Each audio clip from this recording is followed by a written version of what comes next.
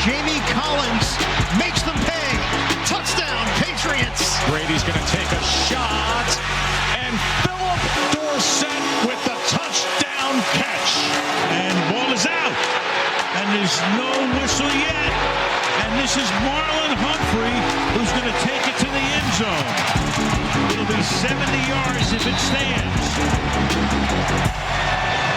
Hasselbeck. What up, everybody? Cover for a brand new episode from the Star Thursday.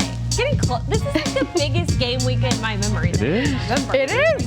Game-wise. Watch party. Again. Guys, Have been heard. Come out. It's going down. It's going down. What's going down? Who's going to be there? I'll be there. Will you be there? I'll be there. She'll be there. There'll be live pregame show out there. Waldo. It's going to be great. Come hang out with us. It's going to be a blast.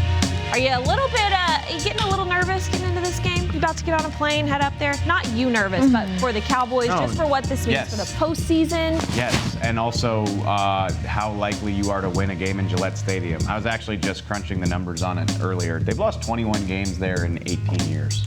So, yeah, it doesn't happen frequently. Not at all. Yeah. Up there. Yeah. Catch my drift. All right, let's check in with the locker room for the Dallas Cowboys, hear what they're thinking about this matchup and what the Patriots are trying to do to put a stop to the Cowboys on Sunday. Anything personal about this game for you at all? It's never personal in the NFL. It's always business. You don't want to let them know what they let go? Nah, I'm at the point where I have to prove myself. I think is you go out there and play as hard as you can, simply not for yourself, but for your teammates. Every single time I go out there, it's not really about me. It's really about the guys that I line up next to. There's a lot of great players on this defense, and you want to just be a great teammate to them, try to do the best you can, and stick to the game plan and try to execute on a high level, not for yourself, but for your teammates. Yeah, they give you some different looks, and they're a very good team. They're very sound. They're always in their gap, don't make many mistakes, but I mean, it just comes down. So like I said, every week us going out there executing our game plan and giving ourselves the best chance. You know, obviously, Coach Belichick's been doing it for a really long time at a really high level. You know, so it's going to be different. You know, and every team is different. So we need to approach this as a separate game from those games. Everybody was trying to make Zeke feel bad about, not feel bad, if he feels bad about having back-to-back 40-yard games, he's like, y'all are making me feel awkward. Like, that's good teammates don't care about that. I just want to win. It's fine if the passing game is carrying us. I thought it was funny. He was like, what do y'all want me to say? Why do you keep asking me? Well, today we get to hear from Dak, and I think that's what everyone's really excited about. I mean, Michael Bennett playing his former team, but Dak Prescott, first time to go up against the Patriots. I think he's ready for this challenge. He wants it. NFC Offensive Player of the Week. It seems like the Cowboys, and my question, I want to see if you guys agree with me, it seems like the Cowboys always play really well when the whole world is doubting. I mean, right? Like, do you feel that way, that they're going to go out there and just have one of their best games of the season? Honestly, it makes me, I give Jason Garrett so much credit. I always say, they play the same way no matter the game, no matter how good the opponent, no matter how bad the opponent. I don't know if that's true this year. Like, they've been sloppy at times when they can get away with it. Slow starts against teams like the Giants and the Dolphins. For a game like this, they're going to downplay it. I don't care what they say. For a game like this, an opponent like this, if they aren't dialed in for this, they never will be. It's so easy to get focused for a game like this. Yeah, on your guys' post-game show last week, it was interesting to hear Brad and Babe kept asking the guys already about the Patriots, and the guy who seemed like, hey, I've been watching this game all season long, is Leighton Vander Esch. He was extremely excited to go up there. He's excited to see what this means for the team, and that's a young guy that will bring the energy they need going up against a Tom Brady. I just remember back in 2016, Barry, the team was so young, it just seemed like nothing was too big for them. No stage was too big. It's almost like they need to go back to that mentality of just, hey, we are who we are. We're young. We're younger than you, and we're going to come out and play like it. Yeah, I think they want all the smoke heading into this New England game. I mean, I think this team is ready. They got the offensive weapons to do so. The defense, they'll step it up, I believe, against Brady and the boys. But like I said, I think they want all the smoke. I'm headed for Sunday. I can't wait. How exciting was it when you guys got that win at Heinz Field? Oh, when no one expected nobody expected us to. We went there and kicked them in the face, but hopefully the Cowboys do the same thing. Let's do the same. Let's go behind enemy lines. We have some matchups for this game. Dave Hellman, AMARI Cooper. First of all, do you think he's going to be limited fashion kind of like last week, or you think he's all go this weekend? He did practice on Wednesday, which is a really great great sign. He hasn't done that in 2 or 3 weeks, but you would still think with the laundry list, I think I called it a CVS receipt last week of injuries, just one thing after another. He's going to be limited. On top of that, I don't know if that guy right there, STEPHON Gilmore, gets enough credit for being arguably the best cornerback in the NFL. Wow. I looked at his stats. Okay, he's got 3 picks. He's got 10 pass breakups. I read from a Patriots reporter last night, he's given up 19 receptions on 51 targets for 200 yards and no touchdowns this season. Like, when opponents are targeting him, that's what he's giving up, AKA nothing. If there's a guy that can travel with Amari Cooper and limit him, especially with the injuries, it's probably him. Knowing Bill Belichick, that's what I expect. Like this, I think people make too much of the whole traveling and shadowing.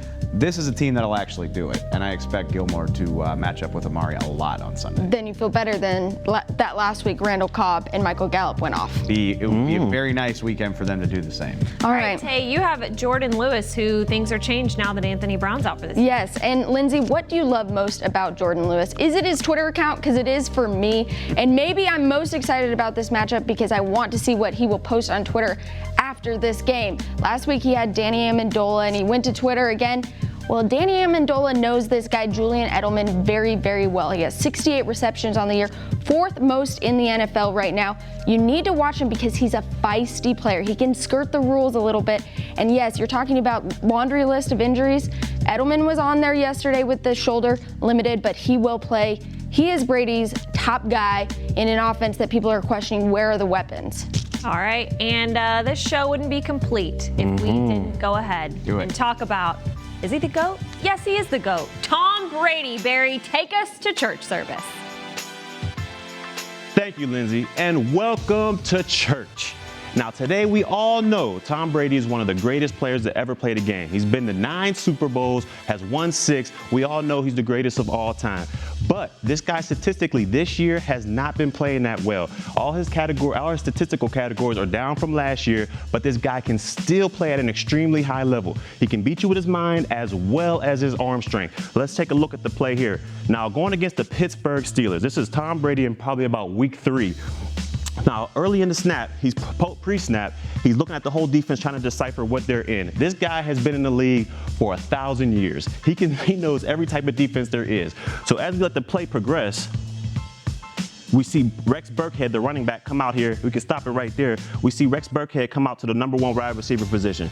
Right here and right here are the Steelers' 2 top cornerbacks. Now, they're lined up against running backs. So obviously from the jump, Tom Brady knows that this must be some type of cover 2 or some type of zone defense, seeing as though the 2 safeties are high over top on the numbers, protecting the whole defense. Now, if we let this play progress, we see that Tom Brady has an extreme mismatch in Vance Williams and Josh Gordon.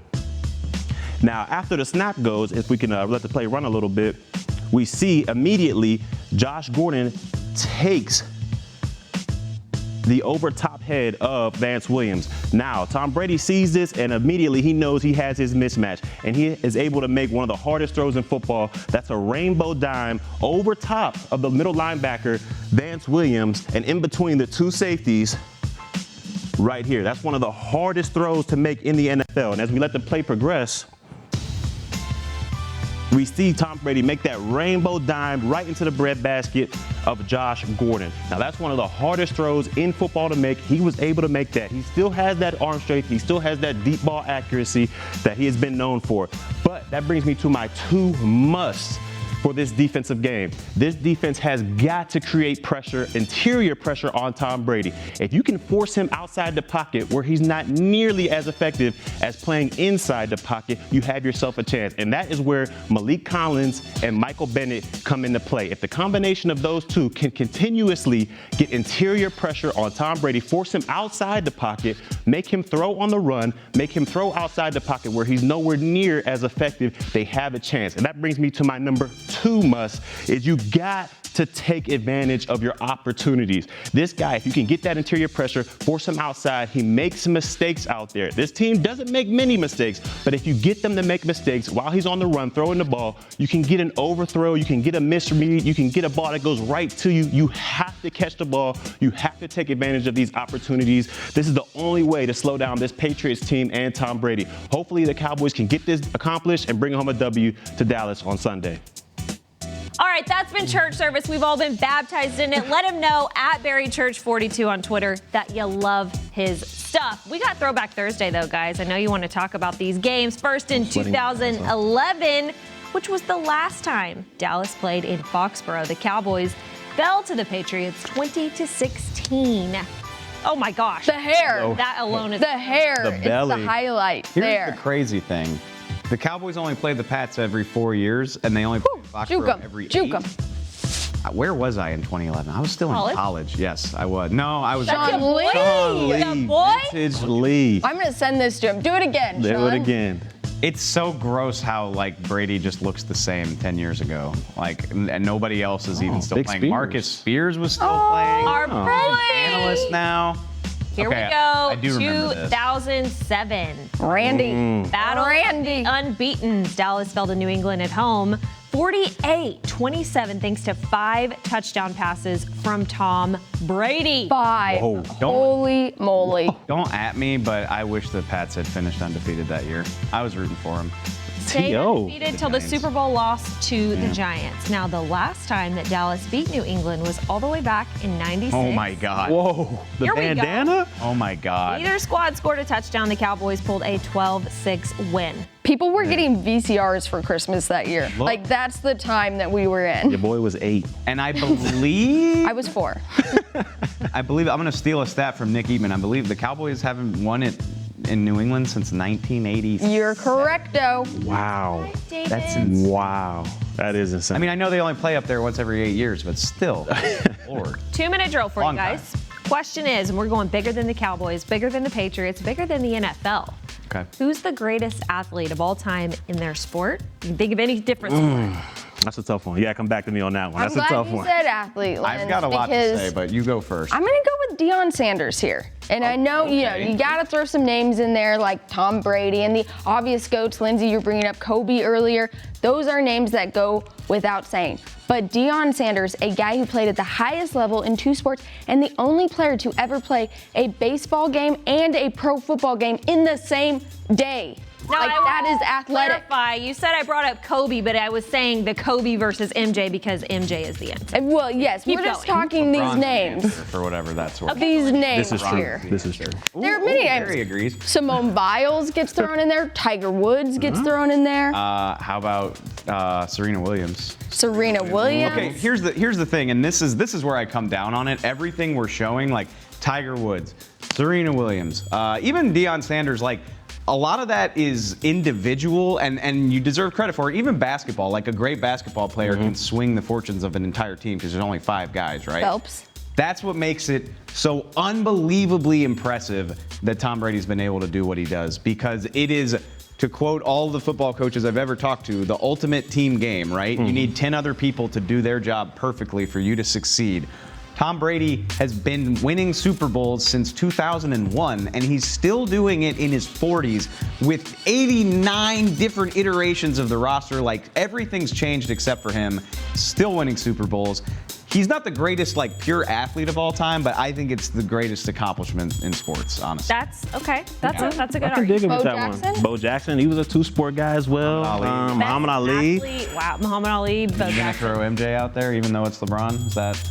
I'm just Okay, saying. that's an ender right there. That is true. I'm not going to fight Dave on Triple-double against every team in the league, still averaging 28 points per game. Year 17. Magic. Year 17. Luka Magic. One day. Way. What if One Dak day. and Brady Watch Party Luka Sunday. and LeBron, you know? Go. Watch Party Sunday. Watch I'll be Party there. Sunday. We'll see you guys tomorrow. There it is. Yeah. Buck.